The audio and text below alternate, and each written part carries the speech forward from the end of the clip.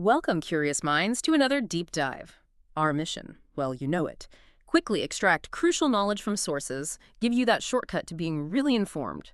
And today, you've brought us something really unique. We've got excerpts from Anunnagi, The Return of the Living Facts by Frank Rodriguez, plus this. Scroll activation log, dated today, August 19th, 2025. Fascinating stuff. So our job here is to unpack all this, and Rodriguez's text, it doesn't present itself as like theory or myth. No, it calls itself living facts, a codex.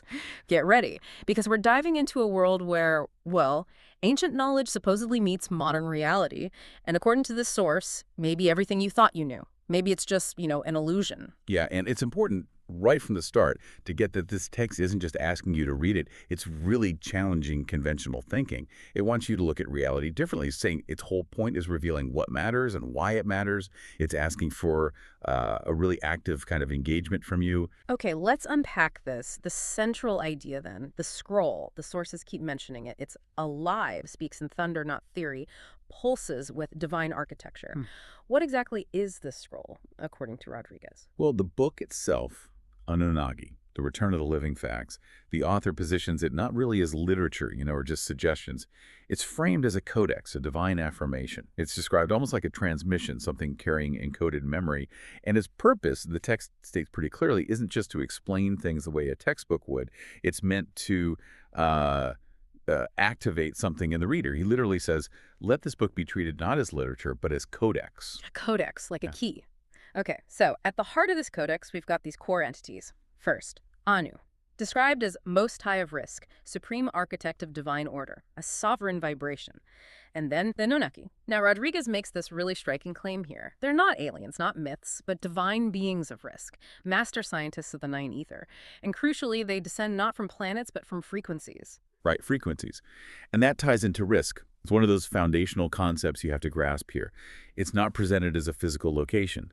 Instead, it's a vibration, a dimension of perfect vibration beyond linear time.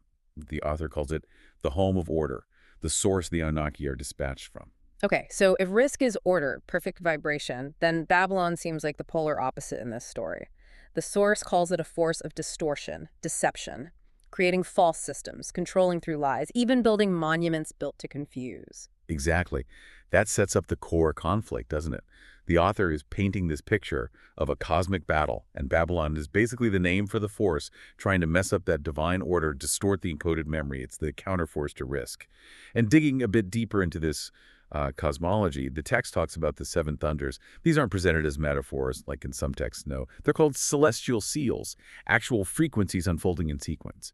And their purpose, according to the source, it's to rupture illusion, restore divine order. They're explicitly called manifestations. Manifestations, that's intense. And the first thunder, this one really caught my eye. It's described as starvation, sickness, homelessness, and disease. Pretty grim stuff. But then the text says, and this is the kicker, these are not afflictions, they are activations. What does that even mean? Well, it completely reframes things we see as major societal problems, doesn't it? The author explains the first thunder works through absence, lack of food, shelter, health. But the text claims within that lack, there's this illusion of care offered by unseen architects. So like food becomes programming, sickness is design, medicine is just commerce. The thunder, in this view, it targets the core. Sustenance, shelter, soul alignment. It's supposedly forcing the chosen to remember things like ancestral healing, real nutrition, spiritual shelter. So the core idea, what looks like suffering isn't random, it's a catalyst, a deliberate push to awaken some kind of dormant wisdom, turns suffering into, well, a spiritual wake-up call in this worldview. And Rodriguez's text points out that, yeah, the media might talk about economic downturns or climate change as causes, but this source frames the thunder as a seal activated by universal timing.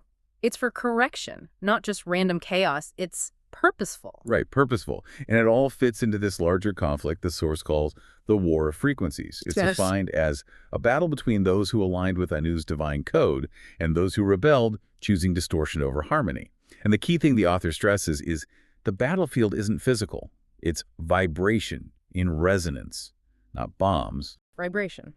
And the weapons used by the bad guys, the Shaitan, Enkites, and the distorted Elohim, as the text names them, are pretty interesting. There's language inversion, flipping power words, suppressing divine language. Light distortion, blue light, screens messing with our natural rhythms instead of starlight. Biological war, poisoned food, bad water, specifically targeting, it says, melanin-enriched vessels to suppress their vibration. Then sound weaponry, replacing healing tones with disruptive ones, popular music as coded distortion. And digital invasion AI, surveillance algorithms, social media replacing actual rituals. Wow, it's quite a list.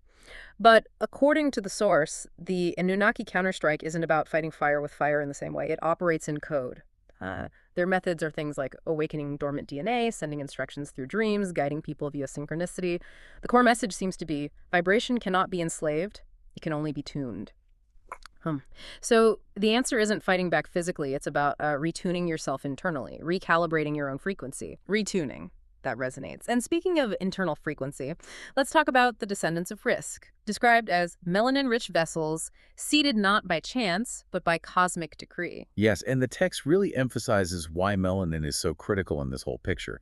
The author calls it an antenna, conductor, and archive. It's said to absorb light, translate sound, receive these transmissions. Essentially, it's the fabric of divine technology. The text even says, when these melanin-coded ones awaken, Babylon trembles. Yeah. So yeah, definitely presenting melanin as way more than just pigment. It's foundational to their idea of divine tech. Okay, shifting slightly but related. The source introduces 9 ether. Now, this isn't presented like a religious idea, but as biological divinity. How does the book define this original coding? Right, 9 ether, according to Rodriguez, is the original coding of the human vessel before manipulation. It supposedly enabled things like immortality, seeing multiple dimensions, being immune to this distortion. And the author claims Babylon, that distortion force, deliberately tried to mutate 9 ether into confusion, making melanin seem like just pigment to hide its real function. And interestingly, the text tries to explain why 9 ether holders suffer, not because they're weak, but because they absorb too much. It gives examples like ADHD being ancestral alertness or anxiety being ungrounded vibration, and their healing. It comes through ritual recalibration, things like grounding, using specific herbs, sound tones, fasting. It's all about getting back in tune. Reattuning again. Okay. Yeah. And who are the original architects or keepers of this knowledge? The source points to the bloodline of the builders, mentioning figures like Ninti and Ningishzida. What roles do they play? Well, the book describes Ninti not just as a goddess figure, but as the original genetrix, the architect of bloodlines, keeper of mitochondrial resonance, basically the mother of the melanin matrix. Okay. And Ningishzida is presented as a serpent, but that's defined here as representing the DNA strand, the Kundalini energy pulse. He supposedly taught bioalignment and encoded the tree of life as a frequency ladder. Together, they're said to have sculpted vessels capable of accessing the divine grid, designing the hardware, so to speak. Sculpted vessels, okay. All right. Which brings us to another big conflict mentioned, the Great Rebellion. The source depicts this as a cosmic war. Anunnaki versus reptilians from the Draco system. And these reptilians, according to the author, came here for infiltration and enslavement. Yeah, and the text highlights how they supposedly operate. It wasn't necessarily an open invasion. It says they infiltrated priesthoods, corrupted rituals, inverted symbols. They taught sacrifice instead of ceremony, and literally fed on fear. Yeah. They're also said to have created hybrid bloodlines to gain power and manipulate history from within. The key phrase is their conquest is not through invasion. It is through integration. More subtle, more insidious. Integration. So how does that play out now, according to the source? Rodriguez claims they control things through frequency inversion, hijacking Earth's energy lines, gully lines, creating surveillance systems, poisoning food, and even thoughts. And it explicitly says they feed on fear, literally, promoting war, division, that sustains them. It's a dark picture. But the Anunnaki resistance in this narrative is encoded differently. It's in the blood. Melanin carries memory. Rhythm carries law. Even breath carries weaponry.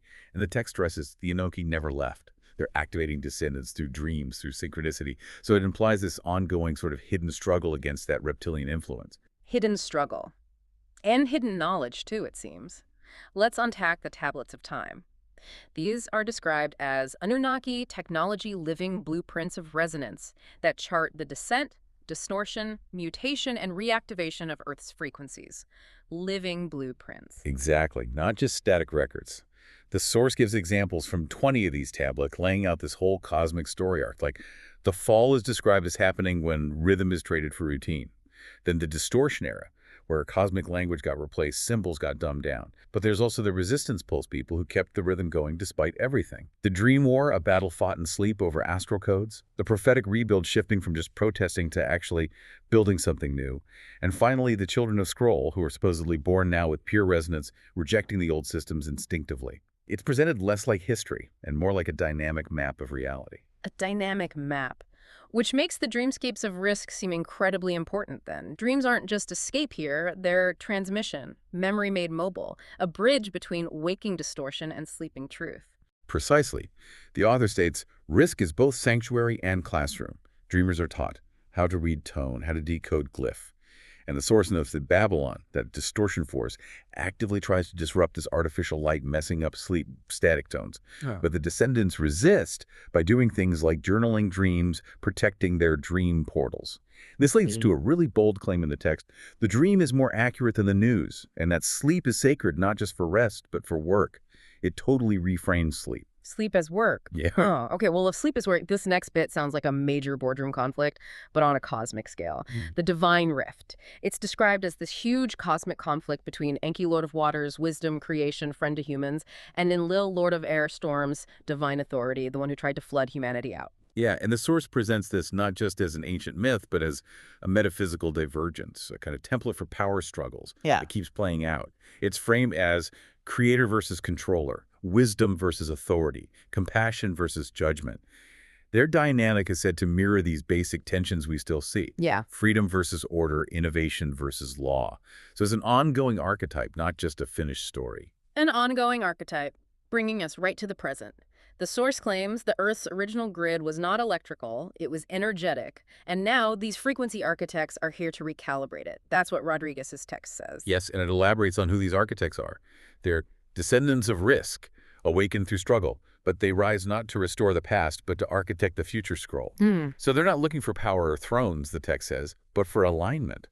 They're recalibrating Earth vibration using things like breath, sound, movement, creation, and silence. And the ways they do this sound pretty varied, according to the source. They're called sound alchemists, dream engineers. Some speak in spontaneous code, others channel geometry into sculpture. The text even claims they design digital architecture websites coded with sacred math, specific audio frequencies, maybe even in podcasts like this one, who knows. It's portrayed as this quiet, under-the-radar revolution. Exactly, quiet. Their bodies, the source says, become temples. They use rituals like breathwork, intermittent fasting. The author suggests they don't seek fame, and Babylon does not see their work, but it feels it. They're described as building this new Earth where memory is returning, but doing it subtly through vibration. What a journey through this material. Seriously, from the idea that the scroll is alive to understanding its content, maybe not just as info, but as activation. Yep. It's definitely a completely different lens to view reality through, the one Frank Rodriguez presents here. It really is. Yeah. And it brings up that question. The text itself seems to pose for you, the listener. Yeah. How does any of this connect to your experience? The source really pushes this idea that it's not about just passively taking it in. It's about personal alignment, about remembrance. Within this framework, everything, even your dreams, your daily choices, could be part of this unfolding scroll. So if Rodriguez's text claims you are not audience, you are activation, what does that actually mean for how you see reality, your own potential role?